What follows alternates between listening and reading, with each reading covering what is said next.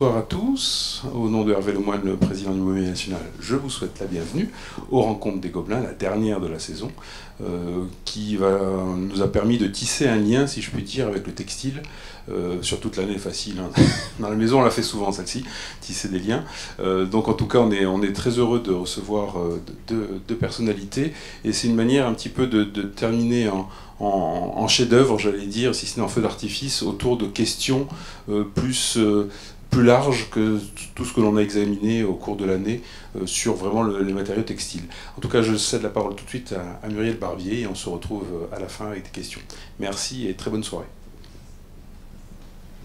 Bonsoir mesdames, bonsoir messieurs. Je suis ravie d'accueillir ce soir Ulrich Leben, qui a été professeur et conservateur pour les expositions du Bard Graduate Center de New York, institution vénérable dans le domaine des arts décoratifs. Il est chargé de recherche pour la restauration des salles historiques de l'hôtel Beauharnais, qui est la résidence de l'ambassade de France, de l'ambassadeur d'Allemagne en France, décidément. Et il est également conservateur des collections historiques de cette institution. De 1997 à 2021, Ulrich Leben a également été Associate Curator pour la collection de mobilier de Waddesdon Manor en Angleterre, la collection Rothschild, qui abrite la collection Rothschild. Et si on remonte un petit peu plus loin, il a obtenu en 1989 son doctorat sur l'ébéniste parisien Bernard Molitor, qui a été thèse qui a été publiée chez Monet-Layot en 1992. Et il fait aujourd'hui également partie du Centre allemand d'histoire de l'art, qui a réalisé une monographie sur l'hôtel de Beauharnais, publiée chez Flammarion en 2016. On pourrait encore en dire beaucoup, puisque la carrière d'Ulrich est très riche. Et aujourd'hui, il intervient pour clore ce cycle des rencontres des Gobelins sur le textile, avec un sujet qui met un petit peu en scène le textile dans l'ameublement et qui s'intitule « Le simulacre dans les textiles ». Je lui laisse la parole. Je vous remercie beaucoup pour l'accueil et j'ai été fasciné par le sujet de la soirée qui justement, l'idée du simulacre permet de faire des liens entre différents matériaux et où on sera mieux qu'au sein du Mobilier National pour parler des différents métiers d'art et de l'idée de la transmission de certaines idées matérielles dans différentes matières et dans différentes techniques. Ça arrive là? Alors, ce que je vais vous montrer, c'est une promenade à travers les arts décoratifs du XVIIIe siècle où on peut voir à quel niveau le textile et la technique du textile a eu une influence dans les arts décoratifs, dans d'autres matériaux. C'est assez étonnant. On pourrait faire un cours magistral là-dessus qui pourra nous occuper pendant 2 heures et je vous montrerai plein de nouvelles choses tout le temps. Mais comme Marc m'a demandé il y a quelques semaines d'être assez concis, je vais me concentrer de vous montrer quelques images phares qui m'ont paru assez révélateurs de ce sujet et qui mettront un petit peu le ton pour les présentations, la présentation de Madame Toutar qui suivra. Voilà. Donc, voudrais juste commencer ma petite présentation avec cette image parce qu'elle montre très bien qu'au sein du mobilier, de la couronne mobilier des manufactures royales des Gobelins, il y avait différents métiers qui étaient unis sous une même toit. Et ça montre vraiment très très bien ces différentes confluences des artisans qui se rencontraient et qui évidemment échangeaient des idées. Et donc cette idée de simulacre naît vraiment avec ce moment-là et avec cette confidentialité ou cette proximité des différents métiers et qui sera vraiment un trait qu'on peut observer pendant tout le grand siècle et le 18e siècle, 19e siècle et encore aujourd'hui dans les arts décoratifs françaises. Alors ce qu'il faut savoir pour les arts textile, et je parle vraiment de l'âge de lumière, plutôt parce que c'est plus proche de nous. Des exemples, on pouvait vraiment s'étaler aussi sur le XVIIe et avant, mais je me concentre sur cette période parce que c'est ma spécialité, et j'ai une iconographie assez riche pour ça. Je voudrais vous montrer ici les projets de Bélanger pour la chambre du Comte d'Artois à Bagatelle, et qui montre donc dans l'intérieur de ce petit pavillon un intérieur de tente des guerriers avec des trophées et beaucoup de drapés. Et ça, c'est très important à voir, c'est que ces drapés que vous voyez ici vont avoir une influence très forte dans différentes matières. Ils vont être imités, ces matières, ces textiles dans différentes matières, et ce goût est normalement appelé dans les années 1770-1780 le goût tapissier. On a aussi des fastueux dessins par Démosthène Dugourc qui montrent des projets qui sont malheureusement difficilement à lire comme ça, mais je voulais quand même vous montrer à quel niveau cette tendance de grande décoration textile était vraiment dominant à l'époque. Après, on va passer de revue différents matériaux, aussi bien le bois que le bronze et aussi le papier peint, et sans trop toucher sur de la porcelaine. Alors l'architecture, évidemment, le grand art de l'architecture s'inspire également du textile, et on trouve sur ce beau bâtiment du garde-meuble de la Couronne, place de la Concorde, au-dessus des fenêtres, ces appuis avec ces drapés que Gabriel met vraiment à cette époque 1770-1775, qui sont vraiment le reflet de ce goût tapissier qui se traduit dans la pierre, par les tailleurs de pierre qui sont aptes à mettre vraiment cette fluidité du textile dans de la pierre. C'est tout à fait une décoration, comme une décoration festive, mais qui est figée dans la pierre, et qui est vraiment un trait très particulier de l'architecture de cette époque-là à Paris, et qui se trouve également dans des maisons de particuliers. Ceci est un hôtel particulier dans la rue des Francs-Bourgeois, qui est très étroite, donc il faut vraiment avoir la tête un peu en l'air, mais quand c'est à peu près à l'auteur de là où il se trouve maintenant un magasin qui s'appelle Uniqlo, c'est des vêtements cheap japonais, mais quand on lève la tête, on voit le bâtiment en face, qui est un hôtel particulier du 18e, qui, entre les métopes de la frise sous la corniche, a des très belles drapées qui sont vraiment inspirées de ce goût tapissier des années néoclassiques des années 1770. Alors, dans le mobilier, on trouve la même tendance au même moment, avec des ébénistes qui, dans leur marqueterie, s'inspirent du textile et font le rendu des textiles sur différents niveaux. Alors on pouvait, je mène actuellement une recherche sur des ébénistes à Paris au 18e, et c'est très intéressant, on essaye de faire des catalogues et des chartes des différents motifs de marqueterie, et c'est très très clair qu'il y a vraiment des motifs qui sont faits par quelques-uns, utilisés par d'autres, et qu'il y a quelques marqueteries tellement caractéristiques qu'on peut vraiment les attribuer à un maître et son atelier. Alors pour vous montrer un exemple comme ça deviendra, je ne sais pas comment ça se transparaît, mais c'est très clair. Mais si vous voyez, c'est un meuble d'un ébéniste qui s'appelle Ewald, qui a une carrière assez tourmenteuse à Paris, mais qui n'est pas sujet de ce soir-là. Mais quand vous voyez les fleurs, les festons qui entourent le médaillon du milieu, il y a un ruban, comme les rubans qu'on aimait tant dans les années 1770-80 dans la mode, qui entourent et qui enlacent les festons de fleurs et de plantes. C'est des textiles qui rentrent dans la marqueterie. La même chose sur un grand secrétaire qu'on peut attribuer à un monsieur Pierre-Henri Mévezen. Vous avez les bandeaux qui tiennent les festons, et donc qui sont dans le rendu, quand vous voyez le meuble, vraiment très explicite et très bien fait en imitant avec des ombres la matière des rubans textiles. Il y a également un autre secrétaire que j'ai trouvé encore hier sur Internet avec cette photo couleur qui est apparemment par le même ébéniste comme cette encoignure qu'on a seulement dans cette photo noir et blanc d'une vente publique des années 1930. Mais là aussi, l'ébéniste place un trophée sous une draperie qui est tout à fait similaire.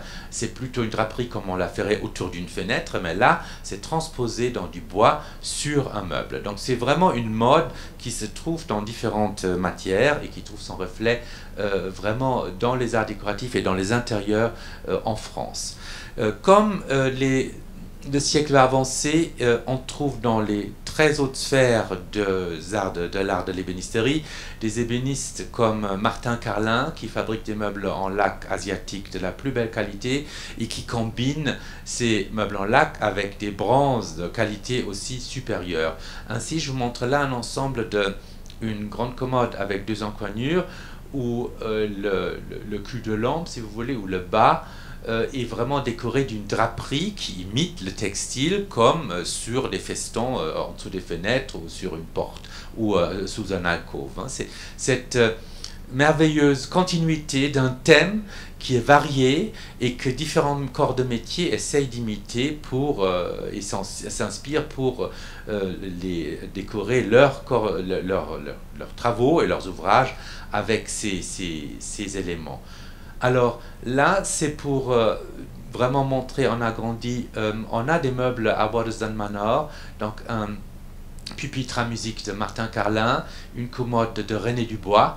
Et quand on regarde le détail, on a autour de la tablette de marbre aussi une petite bordure avec une draperie, qu'on voit encore mieux une autre version de ça sur la frise de la petite table de Carlin. Donc j'espère que c'est assez lisible avec ces images, mais c'est tout à fait étonnant de voir ça dans du mobilier.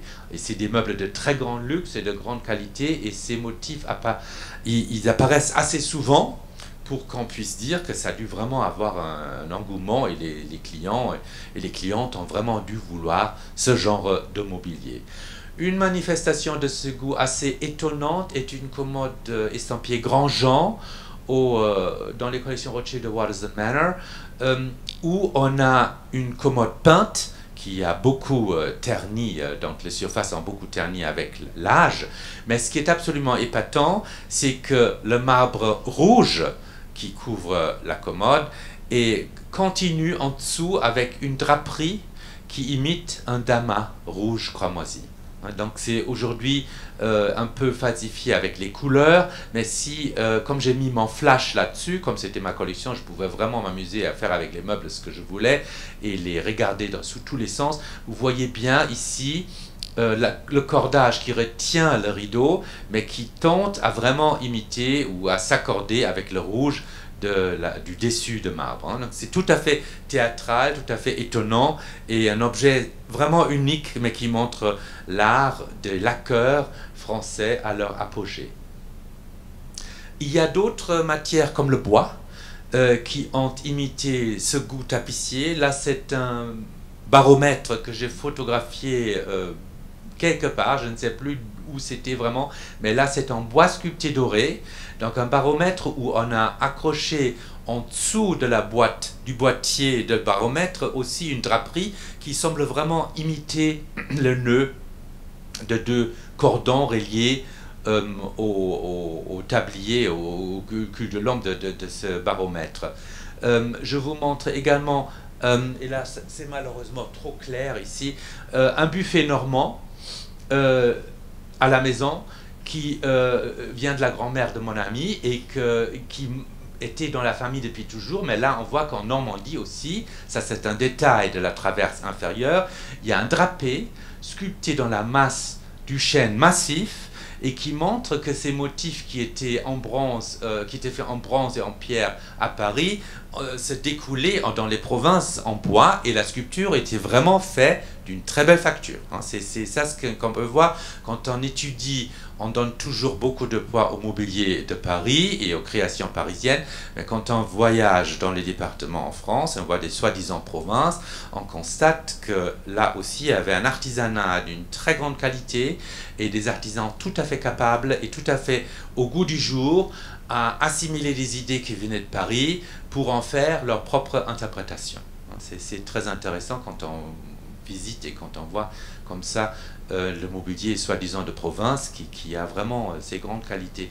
Là, c'est une pendule qu'on pourrait caractériser aussi dans le goût turc ou dans le goût tapissier avec ce volant sous le cadran. Et un objet très intéressant, c'est un guéridon dans les collections espagnoles royales qui a un dessus en porcelaine de Sèvres et où vous avez finalement des cordons qui lient les pieds, et qui sont vraiment tendus entre les pieds. Donc c'est l'utilisation du bronze pour faire un simulacre d'une matière flexible et très fluide, avec une matière très dure. Ça aurait été beaucoup plus facile de mettre tout simplement une belle corde, même une corde dorée, mais là ils ont vraiment mis du bronze. Il y a aussi un exemple dont je n'ai pas trouvé la photo dans mes diathèques, il faut que je la refasse. Au Louvre, vous avez les vases qui étaient commandés par Louis XVI, mais qui n'étaient finis qu'en 1792 et qui étaient montés. C'est des vases d'une couleur ambrée qui sont monumentales, qui sont maintenant exposés dans les salles 19e et où le corps du vase est aussi enrobé de cordes en passementerie, mais la passementerie est en bronze. C'est un super exemple, très grande échelle, de cette mode de textile dans les arts décoratifs, et là en bronze aussi. Alors je touche juste sur la porcelaine parce que je ne veux pas prendre la parole à ma successeur, mais j'ai deux choses là. C'est un vase qui est un vase qui se trouve à l'Ermitage. C'est un vase avec un drapé super qui imite un drapeau et un grand bain de pied qui est passé sur le marché de l'art à un moment donné, où aussi on a genre la serviette de bain qui est imitée en porcelaine et qui enrobe le bassin, ce qui est absolument étonnant. Et Sèvres, là aussi, dans les formes, arrive à imiter la matière et le tombé du tissu qui parle pour soi et qui est tout à fait incroyable dans la perfection. Une des matières qui a eu le plus de succès et qui aura un grand impact pour jusqu'à aujourd'hui, ce sont évidemment les papiers peints. Les papiers peints connaissent une grande mode à partir des années 1780 en France, avec des grands fabricants qui font des choses en trompe-l'œil d'une très grande qualité. Donc on voit aussi dans ce fragment une draperie avec des pompons et des cordes qui retiennent une draperie comme on la trouverait autour de la frise d'une pièce. Malheureusement, ça c'est uniquement un fragment qui a survécu.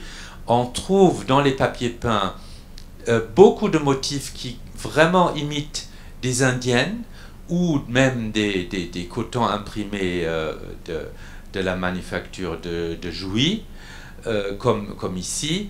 Et ce qui est très intéressant, que ces techniques sont développées en France et qu'on les trouvera après aussi, ça a des répercussions tout de suite et c'est copié tout de suite. Ça va de Paris tout de suite à Mulhouse, où on a aussi des très bons manufactures papier peint, et on trouve les mêmes inspirations d'une façon un peu différente jusqu'à Berlin. Donc vous voyez le château de Pfaueninsel, il y a des papiers peints de l'époque de la reine Louise, autour de 1800, qui ont tout à fait les mêmes motifs. Donc un papier peint qui est évidemment plus économique dans l'achat que de faire un revêtement textile sur les murs. Donc après, on imite aussi des petites imprimés à la française avec des rayures et des petites fleurs qui étaient tellement à la mode à la fin du XVIIIe siècle. Et on va finir à imiter carrément des décors textiles. Alors la gravure de mode vous montre un décor post-révolutionnaire avec un drapé sur les murs, comme on a souvent trouvé dans les descriptions, des tissus qui étaient vite tendus sur des murs dans des pièces qui avaient changé de fonction et qu'on voulait tout simplement décorer pour leur donner un nouveau aspect. Si à l'époque de la Révolution, ces décors étaient souvent faits en textile, pas nécessairement des textiles précieuses, mais des textiles aussi très rustres, cheap, on va voir qu'au XIXe siècle, l'imitation des drapés avec vraiment une élévation comme un décor de tapissier, vont connaître une grande mode. Et je montre à gauche, là, un fragment d'un papier peint avec une bordure, le joli retombé, et puis une belle frange qui imite la dorure à la base. Donc ça, c'est quelque chose où les fabricants de papier peint excellaient et qu'ils ont vraiment trouvé des choses tout à fait étonnantes. Cette mode va connaître un apogée au milieu du 19e siècle avec des imitations de dentelles accrochées vraiment sur des patères autour d'une pièce, d'un raffinement incroyable, et la finesse de l'impression est tout à fait étonnante. Et sous Napoléon III, même des capitons qu'on imite et qu'on met sur les murs. Hein. Donc l'imitation et l'illusion va vraiment très très loin.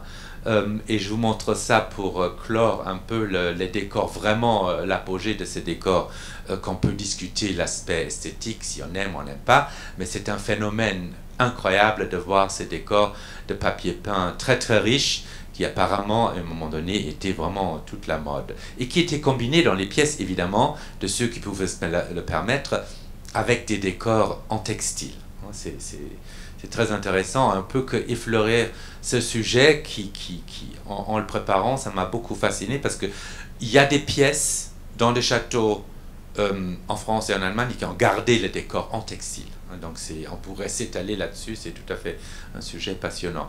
Et je veux finir tout simplement avec cette photo d'un papier peint récent, qui montre évidemment que même aujourd'hui, on s'inspire de ces choses et de ces motifs historiques. Et même aujourd'hui, si vous faites un papier peint, vous voyez là la garde-robe, elle imite la garde-robe d'une dame, et que c'est vraiment un papier peint trompe-l'œil, comme dans la plus belle tradition du 18e, 19e siècle. On aime ou on n'aime pas, mais c'est la survivance des techniques qui est très intéressante. Voilà. Alors ça, c'était pour un petit survol. Je vous remercie beaucoup pour votre attention. Et s'il y a des questions, Muriel, vous pouvez ouvrir. Merci. Merci beaucoup Ulrich pour cette présentation. Avant de passer la parole à la salle, j'ai moi-même une petite question. Pour les sources d'inspiration des ébénistes et des bronziers qui reproduisent ces motifs de drapé, de passementerie, de cordage, etc., est-ce qu'elles peuvent être liées à une cohabitation des métiers, notamment des tapissiers avec les ébénistes, des tapissiers avec les bronziers dans les mêmes quartiers? C'est la magie de Paris, un phénomène dont on ne se rend pas compte. On se rend compte maintenant que ça se meurt et que ça se perd. C'était justement la proximité de tous ces métiers dans certains quartiers de Paris. Et même dans les quartiers, si vous avez un centre vers la Bonne Nouvelle, et puis après vous avez un autre centre vers Saint-Laurent, et un autre centre dans le faubourg Saint-Antoine, ces centres, ces différents pôles dans Paris communiquaient entre eux. Hein, et ça se voit même dans les affiliations, dans les mariages.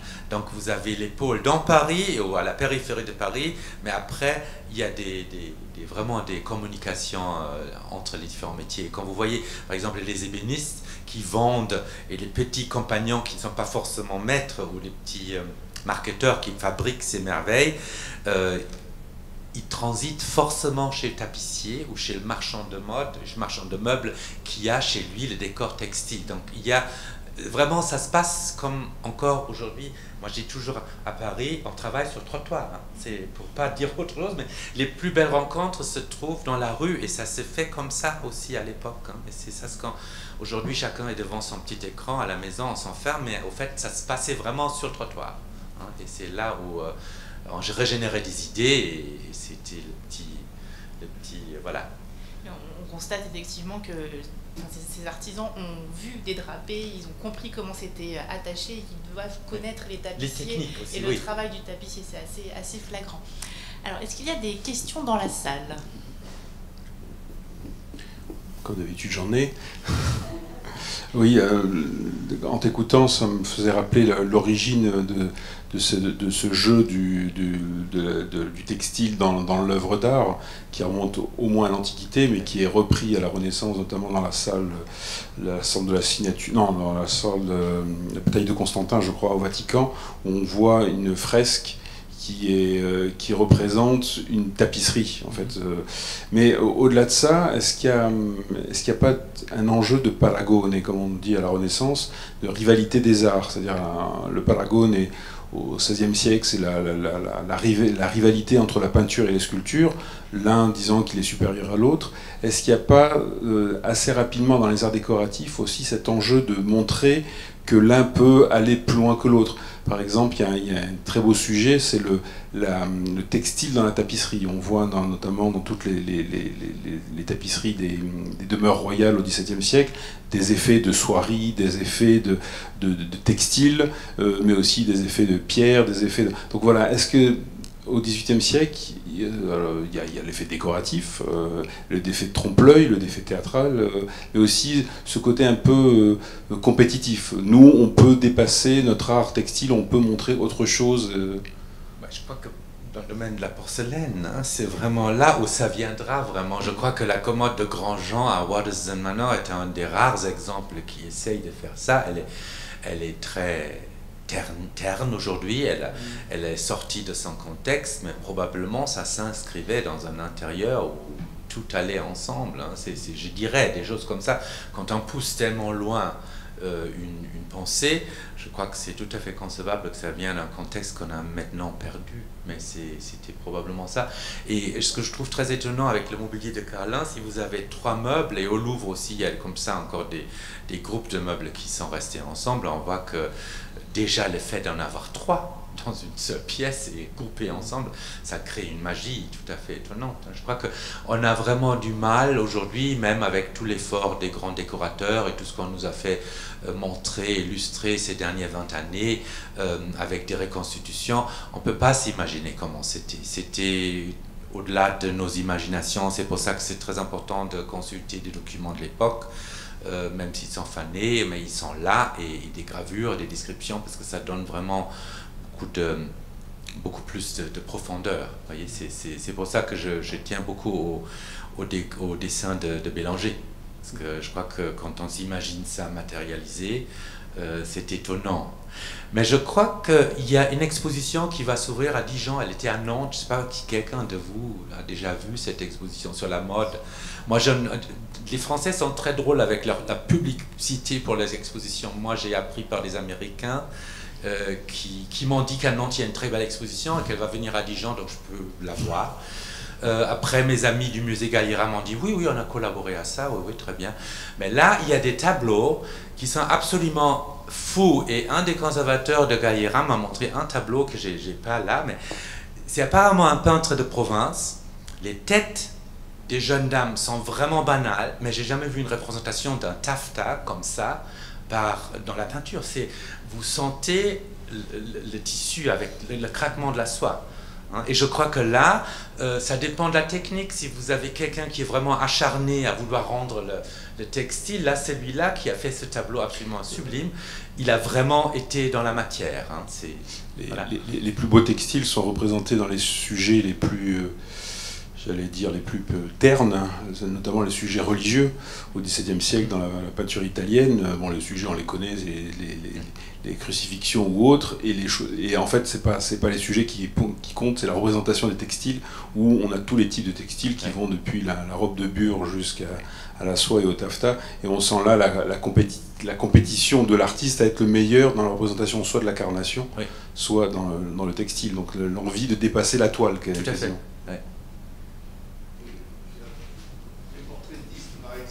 L'exposition Rigaud qui a eu lieu à Versailles l'année dernière, bon, Rigaud, il y a une profusion de textiles, de draperies, des velours, enfin, toutes les armures de broché or, etc. C'est un rendu fabuleux. Mais je pense qu'on a toujours représenté, vous avez insisté sur le 18e, mais regardez au Moyen-Âge, dans le chœur, les fausses draperies qui étaient... Enfin, il y a toujours eu, depuis ce que disait Marc, dans les maisons sous l'Antiquité, là, Tout à fait. qu'on a à Herculanum. Enfin, il y a toujours eu des représentations. Alors, je pense qu'au niveau perfection en papier peint, la perfection du trompe-l'œil, c'est celle que vous avez montrée, je crois que c'est Dufour. Vous avez montré les draperies de Dufour, notamment la photo, ça, je crois que c'est dans un palais à Madrid. Hein. Celle que vous avez venu de montrer, je crois que c'est un palais à Madrid. Oui, celle-ci. Je crois que c'est un... Je ne sais pas si c'était en Angleterre ou... je crois que c'est... D'ailleurs, c'est pas une photo, je crois non, que c'est une représentation de l'époque. C'est une aquarelle, ouais. Et je crois que ça représente un palais à Madrid, je crois. Et c'est du Dufour. Les tissus, les draperies, là, on les connaît. C'est le summum de la... vous êtes à 2 mètres et vous pouvez penser que vous avez un vrai tissu. C'est le summum de la... Des ombres que font chaque pli, etc. C'est inouï, il faut l'avoir vu ça. Bon, mais ensuite on l'a toujours voilà, stylisé. Et puis il y a aussi le phénomène, vous avez montré 2 choses, vous avez une photo avec un tissu imprimé avec des rayures. Bon, et alors, oui, celui-ci, par exemple, c'est un tissu imprimé, certainement, je ne sais pas d'où, mais surtout, c'est déjà une imitation. C'est pas c'est l'imitation d'une soierie, parce que ces rayures, les rayures, c'est quelque chose qui se fait au tissage, en mettant les fils de chêne, tandis que l'imprimant, voilà, donc c'est une impression, c'est une imitation en impression d'une soierie qui coûterait beaucoup plus cher de réaliser ça sur le métier, quoi. Ouais. Il y a des jeux d'imitation, et ensuite on les imite du coton au papier, etc. Enfin, il y a toute une chaîne à... Ouais. Mais ça, c'est ce sujet, et je crois que ce qui est très beau, parce que le 18e et 19e sont moins loin de nous que l'Antiquité et la Renaissance, c'est que ce qu'on peut vraiment voir, cette explosion de simulacres dans tous les différents métiers. Et comme on va voir aussi avec la porcelaine, c'est la technicité et de vouloir arriver à cette perfection qui est un moment vraiment de grande perfection en France, parce que ça n'existe pas comme ça ailleurs. Et c'est pour ça que c'est extraordinaire à constater et de voir que c'est vraiment particulier à ce moment-là, à Paris, et pas en Angleterre, et pas à Berlin, et pas ailleurs. C'est pour ça que tout le monde est venu à Paris pour s'inspirer, et que tous les étrangers sont venus, les ouvriers sont afflués de tous les différents pays pour travailler ici. Voilà. Une autre question? Bon, bah merci beaucoup. Merci Ulrich, et on fait une petite pause technique. Donc nous passons maintenant la parole à Catherine Trouvet, qui est docteure en histoire de l'art à Paris 4, la Sorbonne, et membre du CNES, de la CNES, la Chambre nationale des experts spécialisés en objets d'art.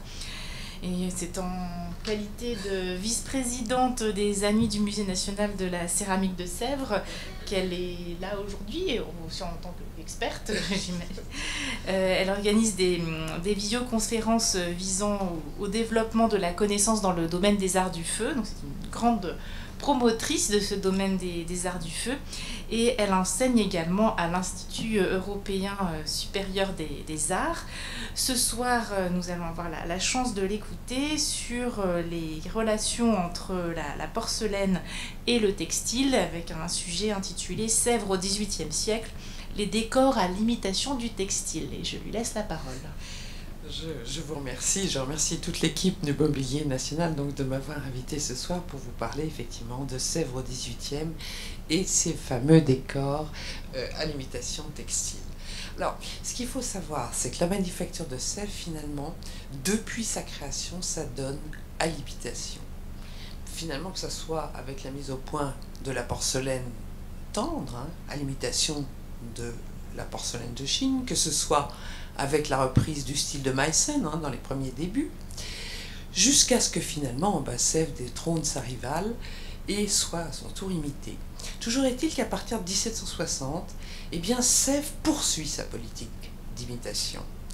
Et à l'instar d'autres manufactures, elle reproduit sur les décors de ses pièces, pierre dure, camée, diverses essences de bois, lac et autres étoffes. Alors la présente étude, précisément aujourd'hui consacrée au décor à l'imitation d'étoffe s'inscrit donc dans le prolongement d'une étude pardon, parue en 2015 sous la plume de Catherine Jones dans le journal de la French Porcelain Society. Et suivant les travaux de cet auteur, eh bien, le recours à Sèvres aux éléments visuels empruntés au textile témoigne sans surprise d'une adaptation au goût de la clientèle, s'avérant le reflet des tendances contemporaines déjà affichées par d'autres industries du luxe. Donc en fait, des liens se tissent entre Sèvres et l'industrie de la soierie lyonnaise, alors au fait de sa gloire. Alors en témoigne le traité sur l'industrie de la soierie lyonnaise de 1765, dont l'auteur, Joubert de Iberderie, encourage donc les créateurs de cette industrie à trouver leur source d'inspiration. Alors je cite, dans toutes les beautés que la nature et l'art ont produit, donc encourageant la visite des Gobelins de Sèvres et de la savonnerie. Alors en témoigne encore également l'étude de Leslie Miller qui parle des influences réciproques des marchands merciers parisiens et des marchands fabricants lyonnais, donc chaque centre s'inspirant des innovations techniques de son homologue. Les éléments factuels donc pour expliquer et rendre compte de l'adoption à Sèvres de décors à l'imitation textile en fait demeurent néanmoins limités.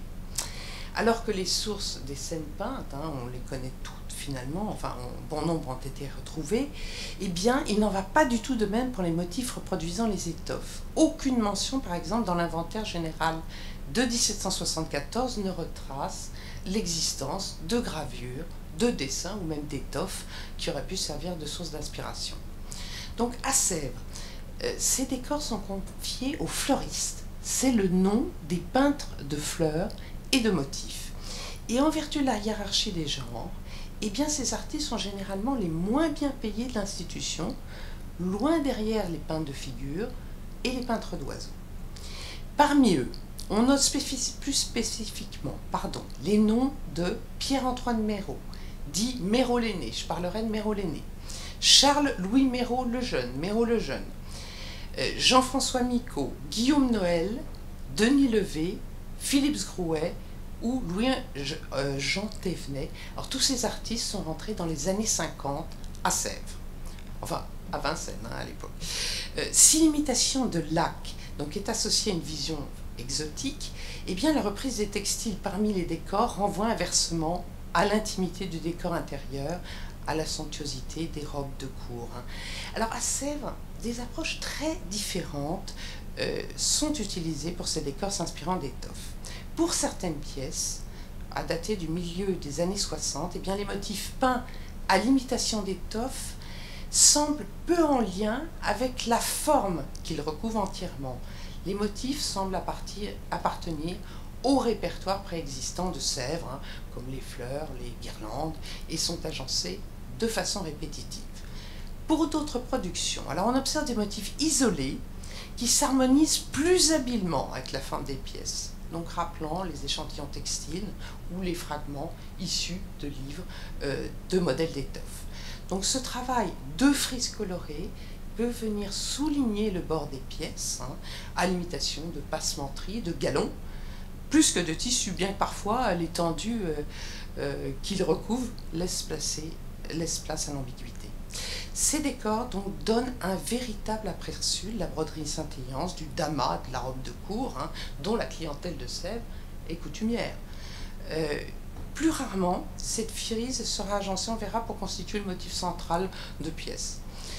Alors parfois, et ça c'est beaucoup plus rare, un travail alors à l'imitation de dentelle orne également certaines pièces, notamment des pièces de service. Enfin, d'autres pièces alors voient leur fond coloré reprendre non plus les motifs, mais les tons des étoffes à la mode à la cour de France. Alors regardons les décors peints à l'imitation d'étoffes qui recouvrent l'ensemble de la pièce. Ont été identifiés donc deux types de motifs, les motifs géométriques et les motifs floraux. Alors commençons par les motifs floraux. Alors le décor de ce gobelet à toilette est caractéristique d'imitation textile à décor de rayures, en vogue donc dans les années 60. des bandes polychromes de rose sur fond sablé d'or, alternent avec des bandes à fond blanc dotées de guirlandes de laurier entrelacées. Notez que les roses ont été rehaussées de blanc à base d'étain pour créer des variations de tons. Dans d'autres cas, les roses sont cernées d'un trait à l'or ou de feuillage peint. Ainsi, donc, la porcelaine blanche devient la part intégrale du dessin. Et ce décor se rencontre dans la deuxième moitié des années 60. À l'imitation de tissus rayeurs également, on connaît également plusieurs écuelles et plateaux à décor polychrome et or, donc sur porcelaine, des bandes parallèles chargées de fleurs sur ce fameux fond sablé d'or, alterne avec des guirlandes de laurier sur fond pointillé. Là, je vous ai mis à droite une robe dont le tissu peut rappeler cette évocation sur porcelaine. Alors, la plupart de ces décors sont datés de 65 et sont signés de Jacques-François Micot-Père. Là, sur ce gobelet à lait, même principe de décor en bande, incluant donc filets d'or et un jeu de minuscules fleurs présentées donc en guirlandes sinueuses ou entrecoupées, probablement inspirées d'un textile contemporain, dans le goût de cet échantillon de taffetas de soie brochée de la seconde moitié du XVIIIe du Musée des tissus de Lyon. Je remercie à cet égard Esclarmonde de Monteil de cette institution de Sonnette. Alors, identifié dès 67 dans les archives sous l'appellation de rose encadrée d'or, ce type de décor se poursuit dans les années 80 avec des variations mineures.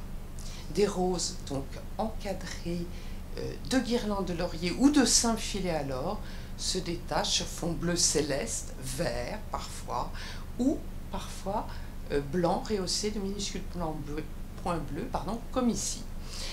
Dans beaucoup de cas, les roses sont organisées en bandes délimitées de bandes de lignes violettes, agrémentées de feuilles endurantes de laurier, et le décor de cette pièce crée un effet similaire de tissu. Voici une tasse litron avec un décor rare de chevrons à motif en trèfle piqué de fleurs sur fond d'or, en alternance avec un disque feuillagé sur fond pointillé rose.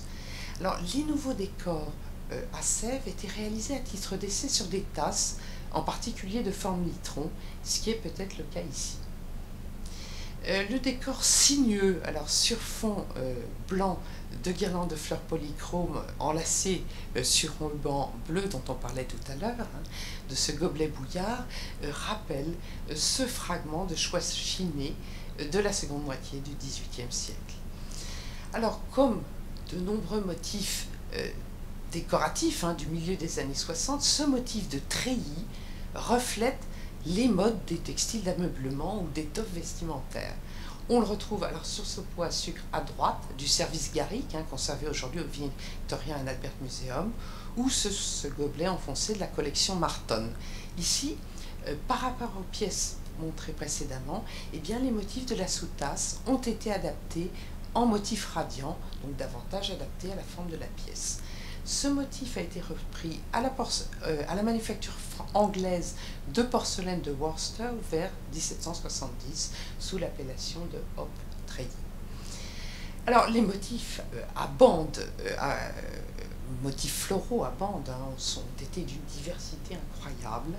On les retrouve sur de nombreux gobelets avec une organisation verticale des motifs sur la tasse et radiant sur la soucoupe. Ici, une alternance de guirlandes de roses sur fond bleu et de fleurs bleues, alors sur fond blanc, peint par Micot-Père en 1768. Encore un autre exemple ici avec un motif de galon à chevrons en or et pourpre sur fond de hachire bleu, en alternance avec une bande à motif floral, œuvre du peintre Niquet en 1775, et un tissu d'inspiration proche de la collection du Musée des tissus de Lyon, presque contemporain en termes de datation. Là, on le voit bien. Alors là, un exemple, on s'approche peut-être des tissus d'inspiration exotique avec cet exemple peint par Antoine Capel vers 1770 avec des rameaux fleuris en bande. Ici, Alors sur pâte dure, cette fois, ce décor réminiscent des brocards luxueux, orientaux, combine des fleurs de type chinoise sur fond sablé d'or, dans des panneaux rectangulaires sur la tasse, et radiant sur la soucoupe, entrecoupée de bandes de motifs en zigzag à points. Au centre de la soucoupe, la dorure incorpore des fleurs de lys et de feuillage subtilement rendus en 2 tons d'or.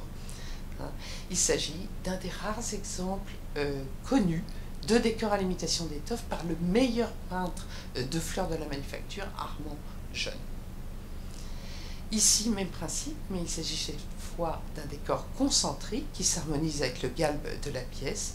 Il a été réalisé par Michel Gabriel Comelin, dont on connaît à son nom, dans le registre des peintres, plusieurs tasses-litrons en 85 et 86, au décor intitulé, je cite, « Fond et étoffe ». Ce décor dit à mosaïque et fleurs est réminiscent des textiles français des années 60-70, en particulier les soieries caractérisées par des motifs floraux enchâssés dans des rubans sinueux ou sur fond uni ou un motif. On peut peut-être y voir d'ailleurs un lien avec ce satin des corps de rubans ondulants, fleuris, imitant la résille qui n'est pas sans évoquer la zone mosaïque du décor sévrien. La tasse datée de 1779 qui porte la marque de Méreau Jeune est à rapprocher d'un gobelet identique conservé au Musée des Arts Décoratifs et dans le registre des peintres du 25 octobre 1779, on retrouve bien ces 2 gobelets décrits comme décors, mosaïques et fleurs au nom de Méreau le Jeune. Donc là, aucun doute. Ici, une autre version à l'imitation d'étoffe à motifs ondulants sur cette tasse-litron réalisée en 1975 par Thévenet. Alors regardons maintenant les motifs géométriques, moins nombreux toutefois. Alors l'icate, vous le savez sans doute, c'est un tissu de fête symbolisant richesse, prestige, qui relève d'une technique de teinture ancienne complexe. Sa particularité vient que les motifs sont teints sur le fil avant tissage. Donc il est important d'évaluer la quantité de fils utilisés et leur positionnement, car c'est la juxtaposition des fils correctement peints qui crée le motif. Et l'icate est reconnaissable, là je vous ai mis un morceau de tissu, par ces motifs au bord flou. Alors il sera apparu en Chine vers le VIe siècle, bon les sources divergent. Il se serait ensuite répandu en Asie du Sud-Est, d'où vient son nom, en Inde, au Moyen-Orient, au Japon, en Amérique du Sud, en Amérique du Central. Ces tissus deviennent à la mode en Europe au XVIIIe siècle et étaient connus sous le terme de chiné ou chiné à la branche. Et dans les années 60, les tisserands français produisaient leur propre version, en soie souvent. Elles sont utilisées dans la confection de vêtements à la mode, évidemment en vogue notamment à la cour de France, sous le nom, paraît-il, de taffetas Pompadour. Voici une robe survivante inspirée par ces textiles icate reproduits sur ce gobelet enfoncé de 1759, donc Sèvres, finalement est parfaitement au goût du jour. Et là c'est Micot Père, pardon. Alors on voit aussi également des motifs géométriques avec une disposition horizontale, en disposition concentrique sur ce gobelet enfoncé, au décor exécuté par Micot Père, daté de 65, ou encore des motifs géométriques verticaux. Dans les années 65, Méreau Jeune appliqua de nombreux décors dits en sablé d'or. Et bien ce décor à motif géométrique, avec inclusion parfois de guirlandes feuillagées, est pour le moins inusuel. J'en ai retrouvé qu'un seul exemplaire dans l'ancienne collection Chappet. Voici 3 tasses-litrons datés de 1782 à décor polychrome de 3 bandes or ornées de rayures violettes sur fond blanc, faites de minuscules lignes parallèles. Alors peut-être une évocation de ces textiles icate, le tout évidemment se détachant sur un fond vert. Alors au bord, une frise de fleurs, un semi-point bordé d'un filet d'or. Bon, voilà. Alors, regardons maintenant les décors dit de frises colorées, de frises riches, à l'imitation de galons, de broderies qui ornent le bord des pièces. Ces décors ne sont pas sans rappeler évidemment les broderies qui ornaient les gilets d'hommes de l'époque. Alors, voici un des premiers exemplaires de ces fameux décors mentionnés dans les archives de la manufacture comme frises colorées. De loin, le motif d'imitation textile le plus fréquent à Sèvres. Esthétiquement, il présente des similitudes visuelles avec ce satin de soie du musée des tissus de Lyon. Ce broc et ce bassin ne portent pas de lettre date, mais un poinçon de décharge pour 1756-1762. Et comme la mention de frises colorées apparaît dans les archives pour la première fois dans les ventes de décembre 61 à Versailles, on peut légitimement penser que cette pièce a été exécutée en 61 ou 62. Ce décor de frises colorées est réalisé donc dans les principaux tons de bleu nouveau, rouge, pourpre et or. Alors, il inclut des zones pointillées ou entrayées agencées dans des cartouches rocailles à l'or, des rinceaux, des guirlandes de fleurs, de feuillage, des rosaces parfois, des coquilles ou des motifs drapés. On le rencontre dans le début des années 60, pendant une dizaine d'années, sur des brocs et bassins, comme ici, mais aussi sur des gobelets, des déjeuners, des écuelles, plus rarement sur des vases, alors ça sera toujours des cuvettes à fleurs, et exceptionnellement sur des pièces de service à dessert. Par exemple, je pense au service du comte de Choiseul en 66. Le peintre Méroléné est spécialiste de ce décor, sans en avoir toutefois l'exclusivité.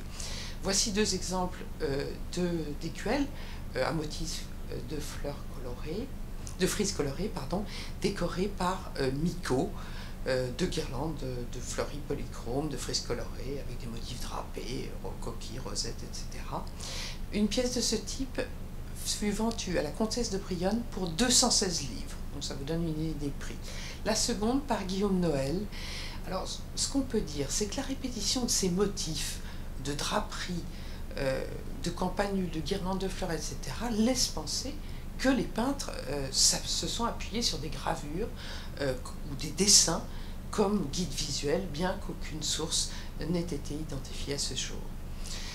Ce motif de frises colorées orne avec d'autres variantes, de multiples variantes, de nombreux déjeuners. Par exemple, à gauche, vous avez un déjeuner octogone, peint par Micot père, et à droite, un déjeuner ruban qui ne porte que le nom du doreur, hein, qui est Étienne Charles Leguet. Alors là, ce plateau de tiroir à jour de 63 permet d'apprécier la sophistication de ce décor, hein, ici qui revêt finalement la quasi-totalité de la porcelaine. Hein. Autre décor en frise qui évoque un galon avec alternance de guirlandes de roses et de laurier en rond, ces dernières incluant une fleur à pétales bleus et marron cerné et à centre d'or, némobore, un motif pointillé bleu céleste.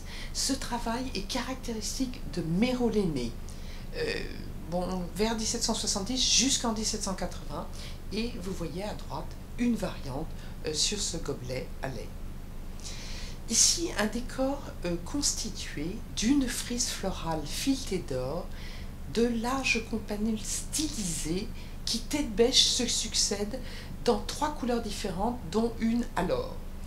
Et les campanules de couleurs différentes sont reliées, je ne sais pas si vous voyez, par une guirlande sinueuse de fleurs polychromes en alternance avec une guirlande de myrte.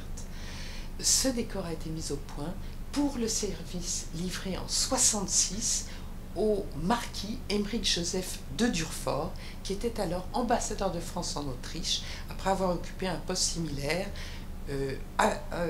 au royaume de Sicile et à Venise.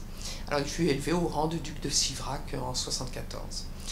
Alors, à gauche, 2 compotiers coquilles de ce service, peint en 1766 par Méraud le Jeune, qui s'est spécialisé dans ce décor insolite, et à droite, une assiette de 67, mais qui ne faisait probablement pas partie de ce service en raison de couleurs différentes des campanules.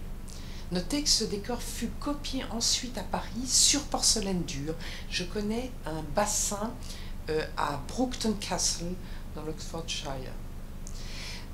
la liste des travaux à la pièce de 67 répertorie au nom de Méraud le Jeune un certain nombre de pièces inscrites comme service Durfort Sablé d'Or.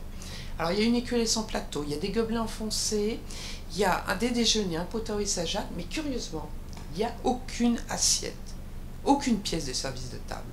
Et de ce groupe faisait certainement partie d'ailleurs cette tasse enfoncée, aujourd'hui conservée à l'Ermitage. Donc en fait, cette désignation de service Durfort Sablé d'Or renvoie à ce fameux décor à motif de campanule, complété d'un fond à point d'or, ce qu'on appelle sablé d'or. Hein. Ce motif a été exécuté par d'autres peintres, comme en témoigne cette boîte à savon du musée du Louvre, peint par Guillaume Noël en 70. Il y a aussi des pièces qui ont été exécutées par De Vigny-Levé. Alors, les registres extraordinaires de 68 montrent que le très inventif Charles-Louis Méraud, un Méraud jeune, peignit un grand nombre de pièces en rose entouré de rubans, le fond d'étoffe riche, dont voici un exemplaire sur ce gobelet bouillard. Autre exemple de décor de la fin des années 60 qui évoque les broderies de Galon, ces gobelets sont ornés d'une frise élaborée de guirlandes de roses entrelacées, de guirlandes de feuilles, de baies et d'un fond sablé d'or et d'un motif de rayures encadrant la dorure. L'auteur en est cette fois Micot père. Ça, on le retrouve à chaque fois. Alors ici, il s'agit probablement d'un tissu chiné à la branche, donc la transposition occidentale de l'icate asiatique dont je vous ai parlé, qui a servi de source d'inspiration pour le décor de cette assiette. Au XVIIIe, le décor Cessoirie, principalement fabriqué à Lyon, résulte de la teinture partielle avant tissage des fils de chêne qui sont regroupés par petits groupes et qu'on appelle les branches, d'où le nom de chiné à la branche. Alors en résulte le contour flou et irrégulier. À Sèvres, donc Mademoiselle Legrand, qui par son mariage en 91 devient Madame Decoing, réalise un service au décor chiné identifié dans le registre des peintres. La décoration de cet ensemble s'échelonne sur 90 et 91. En voici une assiette et une autre qui a été peinte par Sophie Chanoux, aujourd'hui conservée à Los Angeles au Palais de la Légion d'honneur, peut-être du même service, mais je l'ignore. Regardons maintenant le travail alors à l'imitation de dentelle. Alors un cas exceptionnel alors d'imitation de dentelle, alors plus précisément du point d'Espagne sur l'aile de cette assiette issue d'un service prestigieux qui offre d'ailleurs un bon résumé du rôle diplomatique que Sèvres joua au travers de ses envois de porcelaine au XVIIIe siècle en présent diplomatique. En septembre 73, Sèvres livre au duc d'Aiguillon un service guirlande de fleurs coloriées au point d'Espagne. Ces dernières mentions, évidemment, en référence au travail alors à l'imitation de dentelle. Eh bien, ce service était destiné à la cour de Sardaigne, à laquelle, en fait, il ne fut jamais livré. Le service resta dans les réserves du ministère des Affaires étrangères, puis, en fait, fut retourné en 1976 à Sèvres pour échange. Il fut complété à Sèvres pendant 4 années. Une partie fut vendue aux marchands Kendall et Casanova, et en 88, la part subsistante fut offerte aux 3 émissaires de Tippo Saïd. Je vous rappelle, c'était le sultan de Mysore qui avait envoyé ses émissaires à la cour pour obtenir l'aide de la France dans sa guerre contre les Anglais.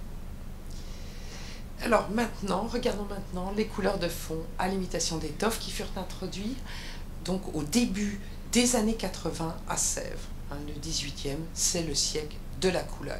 Et c'est de la cour que partent toutes les modes. Et Sèvres se tient à l'affût des nouveautés en matière de couleurs pour satisfaire sa clientèle. À cet égard, parmi les nouvelles couleurs présentées chaque fin d'année dans les appartements du roi à Versailles, figurait parfois la reprise d'un coloris nouvellement à la mode, en vogue dans la mode vestimentaire. Alors, par exemple, pour l'année 81, je cite Bout de Paris. C'est une couleur grise tirant sur le roux. cette couleur était à la mode dans les années 80, encore mentionnée en 87. Et par exemple, Marie-Antoinette commande chez Madame Eloff une robe pour se vêtir à la conciergerie de cette étoffe couleur bout de Paris. Alors, pour 81, toujours pour cette même année 81, la couleur ventre de biche. C'est une couleur blanc roussâtre de la veste à double boutonnière et au bonnet bordé de pluche bleu du régiment des dragons au XVIIIe siècle. Et pour 83, pour en finir, d'autres exemples, le bleu œil du roi. C'est une couleur de tissu bleu-gris à la mode versaillaise dans les années 80. Donc en somme, la présentation de la nouvelle collection à l'occasion de cette Fashion Week d'alors permettait de promouvoir les dernières nouveautés auprès d'une clientèle prestigieuse, exigeante, qu'il fallait sans cesse surprendre et éblouir d'incessantes innovations. Alors, je vous propose de regarder maintenant deux exemples. Le fond prune de monsieur pour 1780.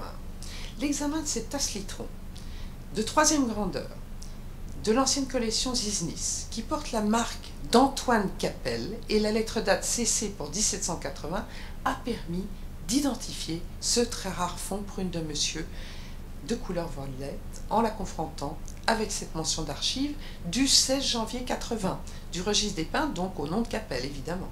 Ce fond ne semble avoir été utilisé qu'en 80 sur pâte tendre et de façon exceptionnelle. Alors le prune de monsieur, eh bien c'est une sorte de bleu-violet intense qui renverrait à une variété de prunes rondes à la chair fondante dont Philippe d'Orléans, le frère de Louis XIV, se gavait au point d'en attraper une indigestion. Et preuve que cette couleur était à la mode au début des années 80, eh bien ce portrait du comte de Provence par Élisabeth Vigier-Lebrun, daté de 1782, et également j'ai retrouvé une mention comme quoi en avril 1781, le marquis de Sade réclame à son épouse plusieurs toilettes dans cette teinte. J'attends, dit-il, la petite redingote en prune de monsieur, veste et culotte jaune.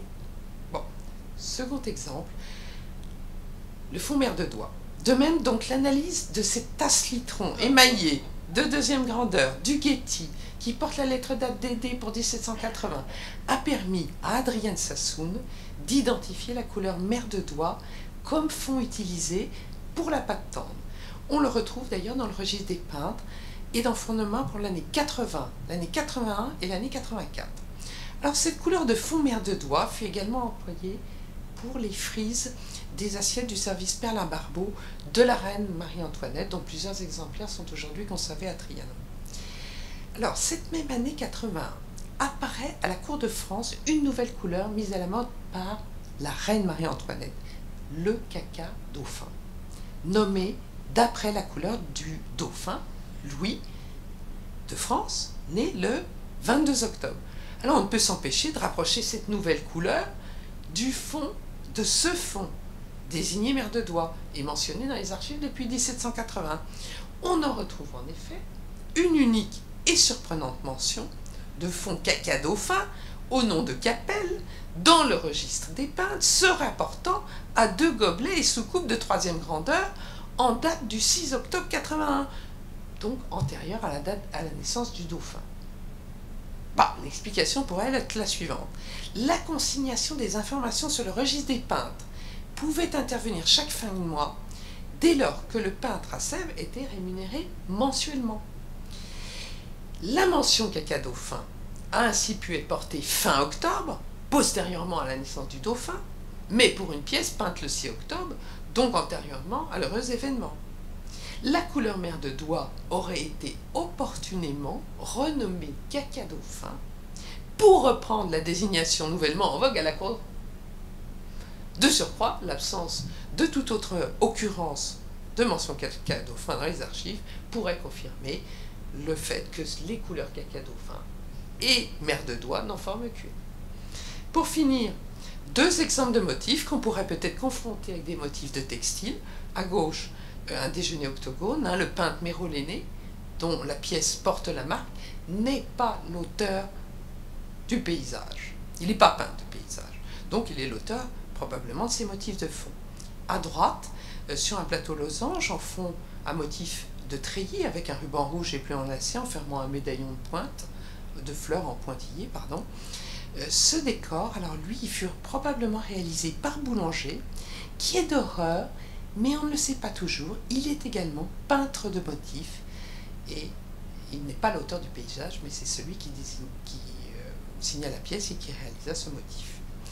Ces motifs de fond, donc peu courants, se rencontrent au milieu des années 60, où les décors textiles influencent les décors sur porcelaine.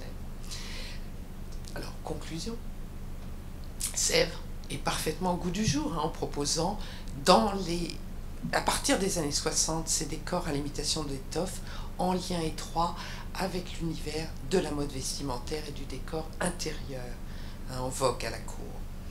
Les décors inspirés de l'univers du textile n'ont finalement été utilisés que sur des pièces à caractère utilitaire, plus liées finalement au monde du boudoir, du cabinet de toilette qu'aux espaces de réception abritant les garnitures de vases élaborés, les vases de Sèvres. On les retrouve donc habituellement sur des gobelets, des écuelles, des plateaux, plus rarement sur des déjeuners pot à tard et à tabac. L'absence d'archives détaillées de fabrication avant 77 à Sèvres et le défaut de la mention du décor des pièces dans les registres des ventes laisse planer le doute quant à la quantité de pièces produites avec ces décors à l'imitation d'étoffes et par là même quant au succès qu'elles ont pu rencontrer auprès de leur public.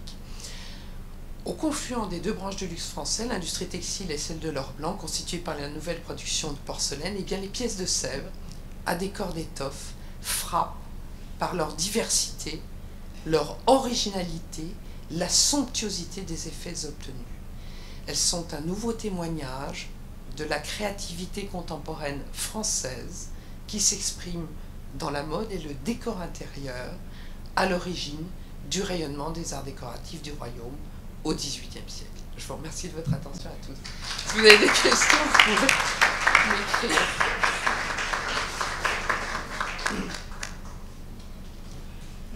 Merci beaucoup de ce beau voyage dans le Alors, monde. je n'ai pas cité les mêmes pièces que vous, monsieur. C'est bien, oui, vous êtes complémentaires, c'était parfait. Merci beaucoup de ce beau voyage dans le monde de la porcelaine et de ses liens avec le textile. Et c'est effectivement à travers la broderie, le chiné à la branche, chacun retrouve un petit peu ses points de repère. Y a-t-il des questions dans la salle ? Moi,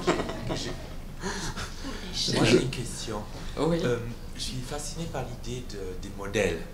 Et j'ai travaillé sur Bachelier quand il commence à l'école gratuite de dessin et le mal de trouver des peintres qui sont aptes à réaliser ces idées très ambitieuses.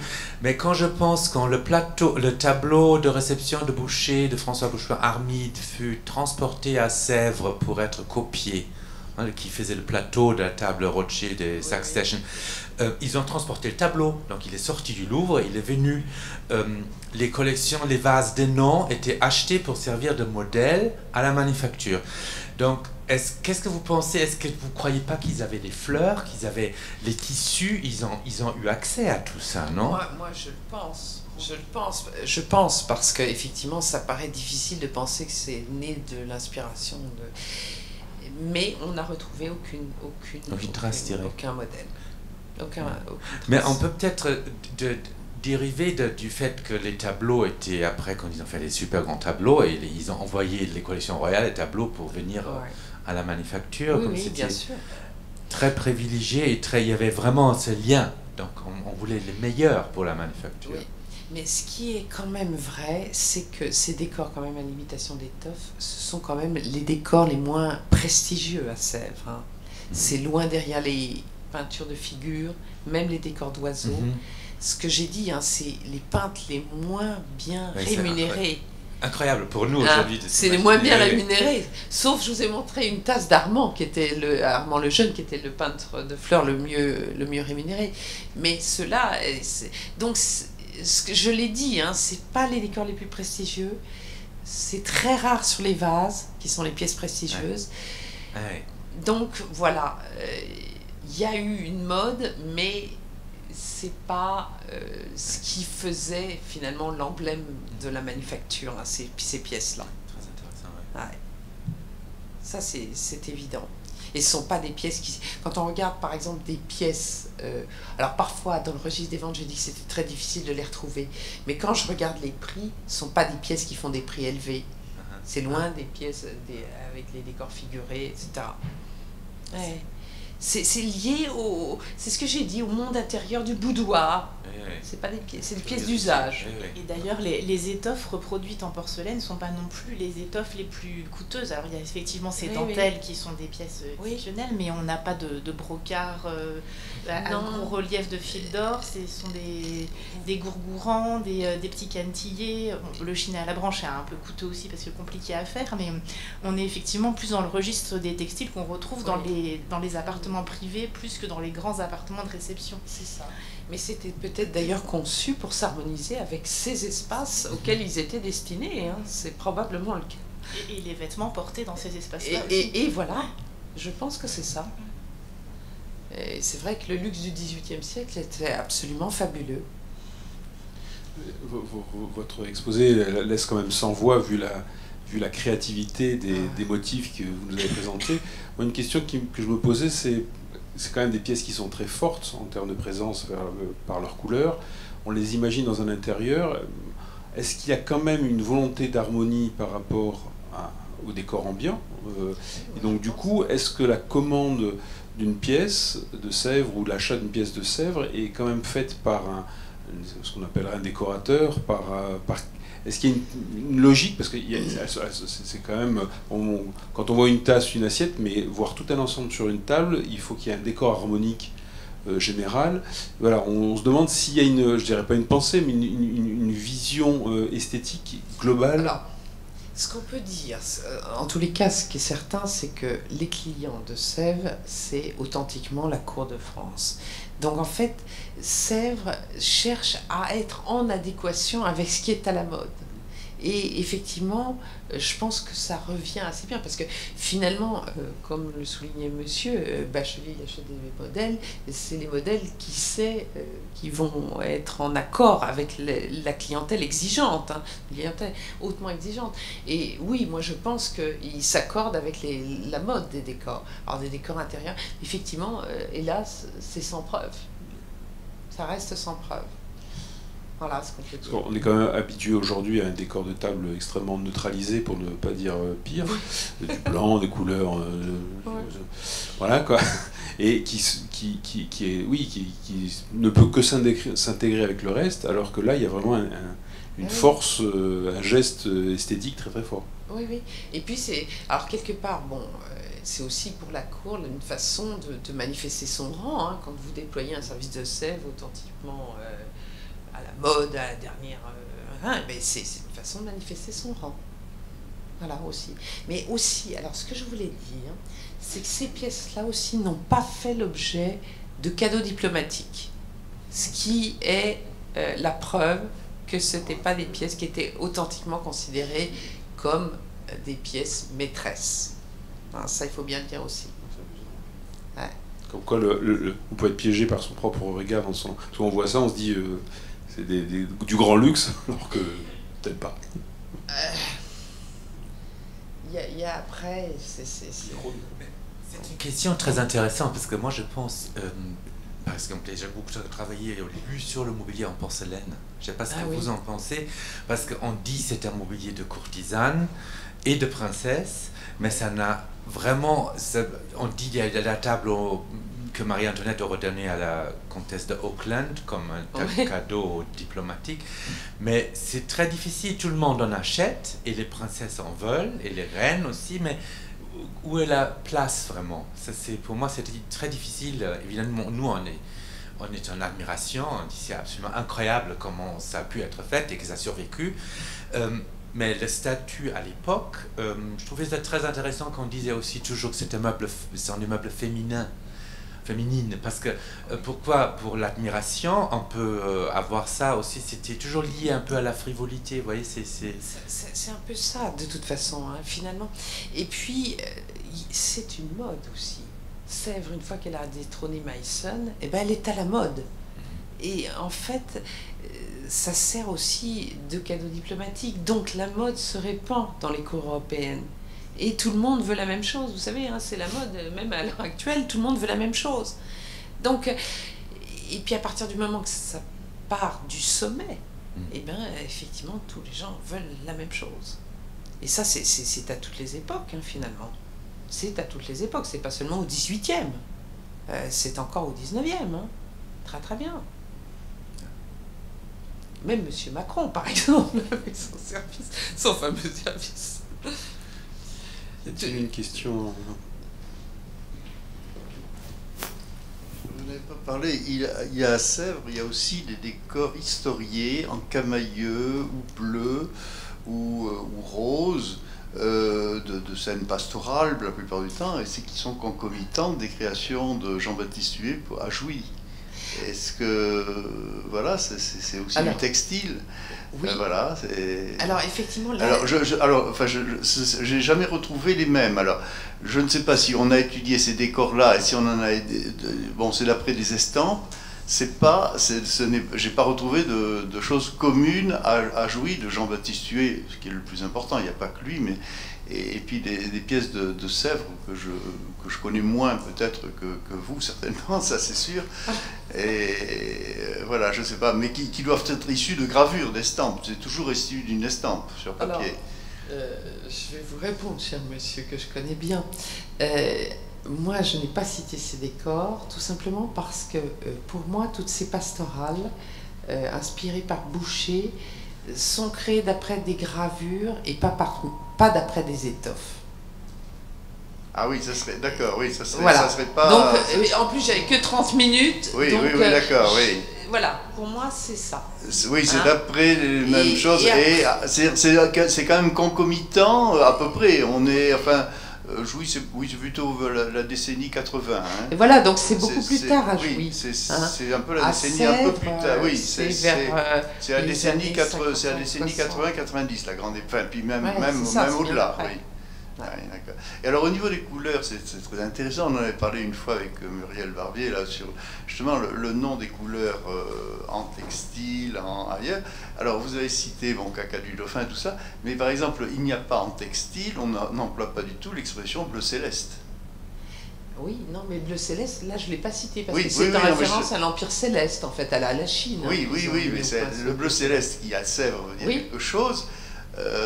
En textile, si on a une soie, il peut y avoir des choses, on n'emploie pas la même dénomination. Oui, la même dénomination. Alors, je sais pas, il y a peut-être d'autres exemples. Oui, non, mais c'est vrai que les noms à Sèvres ont été élaborés. Alors, en tous les cas, pour ce qui concerne le bleu céleste, en 52, bleu céleste, on parle de bien ancien, puis effectivement, ça dérive ensuite. Oui, c'est pour le service de Catherine II, oui, c'est ça. Non, le bleu céleste, c'est en référence au service de Louis XV. Oui, d'accord, oui, mais ensuite utilisé pour le service de Catherine. Justement, en Catherine II, comme vous le rappelez, elle voulait absolument un service avec ce ton. Oui.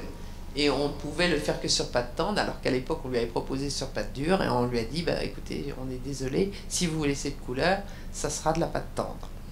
Voilà. Et puis, vos premières illustrations, c'était tous des tissus rayés, c'est des tissus uniquement pour la robe, hein, voilà, et qui est ce qu'on appelle en soierie des mexicaines. C'est-à-dire c'était quand même une étoffe pas trop luxueuse, un peu, c'est-à-dire qui était assez facile à réaliser. C'était les robes en mexicaine, oui. Voilà. Écoutez, je vous remercie parce que je ne connaissais pas cette dénomination. Il y a des bandes, vous avez c'est un tissu rayé, vous avez une alternance, vous avez de rayures, c'est binaire, et vous avez des bandes qui sont simplement en taffetas unies, il n'y a rien, il n'y a aucun décor, et le décor n'est que sur une bande. Donc au niveau du montage du métier, c'est plus facile, c'est ça qu'on appelle les mexicaines. Et qui étaient utilisées pour des robes.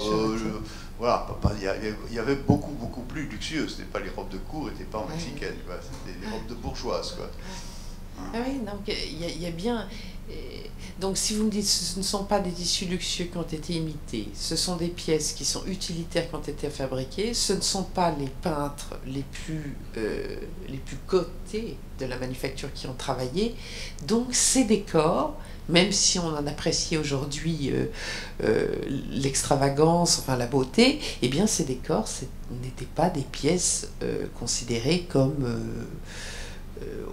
enfin, on dirait aujourd'hui haut de gamme, mais en tous les cas très luxueuse au sein de la manufacture de Sèvres. Ça, c'est certain. Donc leur usage, c'était des pièces utilitaires, c'est vraiment le cas. Y a-t-il une dernière question? Bon, ben en tout cas, merci beaucoup pour cette dernière rencontre des Gobelins.